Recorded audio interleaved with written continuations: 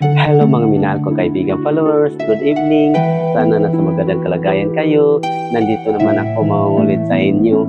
Magdasal tayo ha. Maraming salamat. Sa ngalan sa Ama at sa Anak at sa Espiritu Santo. Amen.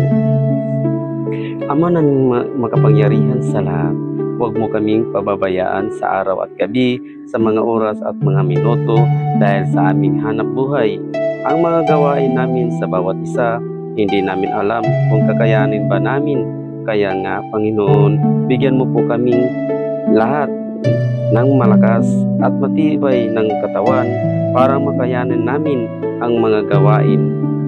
Panginoon, ipagkaloob mo sa amin ang kahilingan para sa kabutihan namin ng lahat at ang mabiyayang baguhin namin ang pag-awit ng himno ng kagalakan dahil sa iyong kadakilaan at walang hanggang awa ngayon at magpakailanman. Amin. Sa ngalan sa Ama at sa Anak at sa Espiritu Santo. Amin. Bye-bye mga minahal kong kaibigan followers. Good night. Salamat.